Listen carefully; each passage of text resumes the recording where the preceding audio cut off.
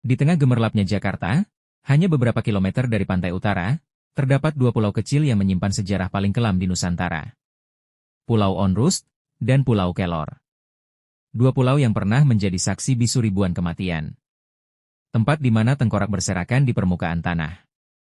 Tempat di mana orang-orang dikarantina, untuk kemudian dihabisi. Inilah kisah Pulau Onrus dan Pulau Kelor. Pulau mati di Teluk Jakarta. Pulau Onrus. Namanya berasal dari bahasa Belanda yang berarti kegelisahan atau tak pernah istirahat. Dan memang, sejak masa VOC, pulau ini tidak pernah benar-benar sunyi dari aktivitas. Pada abad ke-17 hingga 18, Pulau Onrus adalah pusat galangan kapal VOC terbesar di Asia. Ribuan pekerja, tentara, dan pedagang lalu lalang di pulau ini. Kapal-kapal besar diperbaiki, rempah-rempah diperdagangkan. Keramaiannya tak pernah tidur. Tapi di balik hiruk-pikuk itu, Onrus menyimpan sisi gelapnya. Tahun 1911 hingga 1933, pemerintah Hindia Belanda mengubah pulau ini menjadi tempat karantina haji. Tapi jangan bayangkan karantina seperti sekarang. Saat itu, Belanda sangat ketakutan pada para jemaah haji yang pulang dari Mekah. Mereka khawatir para haji membawa pemikiran baru, pemikiran tentang perlawanan, tentang kemerdekaan. Maka di pulau inilah, para jemaah haji diproses. Mereka yang dianggap berbahaya, disuntik mati dengan berbagai dalih. Ada yang bilang karena penyakit, ada yang bilang karena alasan medis. Tapi sejarah mencatat, ini adalah cara Belanda membersihkan ancaman. Tak hanya tempat karantina, Onrus juga menjadi penjara politik. Tahun 1933 hingga 1940, para pemberontak dari peristiwa Kapal 7 atau Zeven Provinciën, pemberontakan para pelaut Indonesia, dijebloskan di sini. Lalu tahun 1940, giliran orang-orang Jerman yang dituduh simpatisan Nazi mendekam di pulau ini. Saat Jepang datang tahun 1942, Onrus tetap jadi penjara. Bahkan D.N. Aidit, tokoh PKI yang kemudian menjadi orang nomor satu di Partai Komunis Indonesia, pernah ditahan di sini.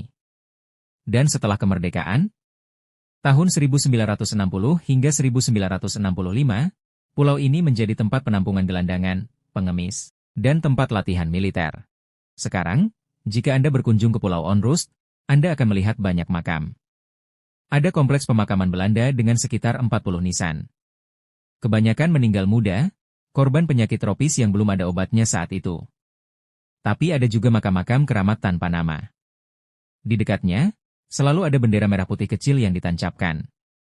Konon, di antaranya terdapat makam petinggi di TI Kartosoewirjo yang dieksekusi pada era Soekarno. Satu makam yang paling terkenal adalah makam Maria van de Velde.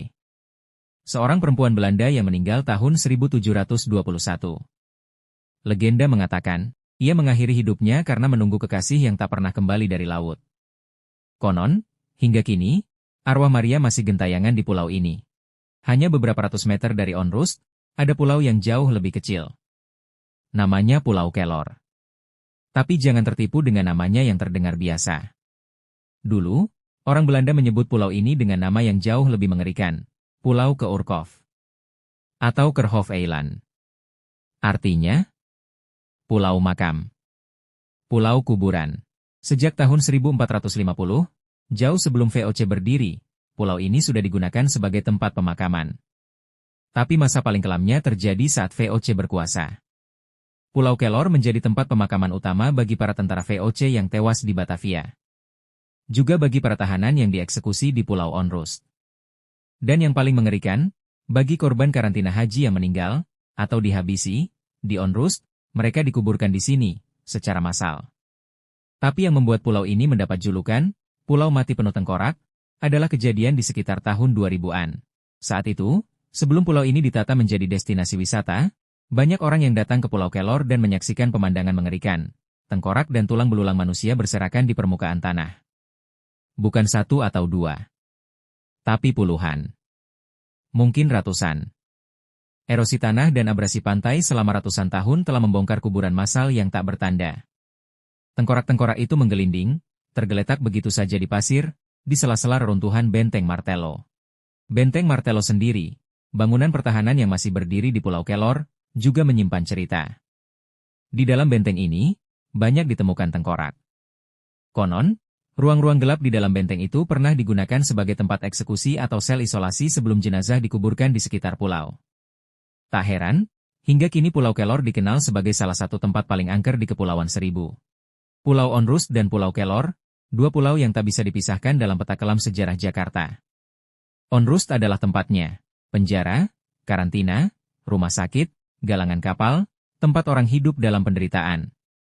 Kelor adalah akhirnya, kuburan, tempat istirahat terakhir bagi ribuan jiwa yang tak pernah tercatat namanya.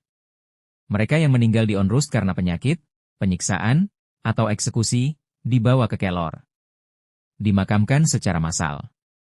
Tanpa nisan. Tanpa doa. Tanpa nama. Sekarang, kedua pulau ini telah menjadi Taman Arkeologi Onrus. Pemerintah menatanya menjadi destinasi wisata sejarah. Bangunan-bangunan Belanda direstorasi. Makam-makam ditata. Tengkorak-tengkorak yang dulu berserakan kini sudah dikuburkan kembali atau disimpan. Tapi meski wajahnya sudah bersih, aura masa lalunya masih terasa. Angin yang berembus di antara reruntuhan benteng, gemuruh ombak yang menghantam dinding bata merah, dan makam-makam tua yang tersisa, semuanya berbisik tentang masa lalu yang tak boleh dilupakan. Pulau Onrus dan Pulau Kelor adalah saksi bisu dari penderitaan rakyat Indonesia di masa kolonial. Dari karantina haji yang kontroversial, dari eksekusi politik tanpa pengadilan, dari kematian massal akibat penyakit dan penyiksaan. Mereka yang dimakamkan di sini mungkin tak punya nama di catatan sejarah. Tapi tulang-tulang mereka yang pernah berserak di Pulau Kelor adalah bukti bahwa kekejaman itu benar-benar terjadi. Kita boleh melupakan nama-nama mereka. Tapi kita tak boleh melupakan pelajarannya, bahwa kekuasaan tanpa perikemanusiaan hanya akan melahirkan pulau-pulau mati, penuh tengkorak. Terima kasih telah menyaksikan. Jika Anda menyukai video ini, jangan lupa like, subscribe, dan bagikan agar sejarah kelam ini tidak dilupakan. Sampai jumpa di video sejarah berikutnya.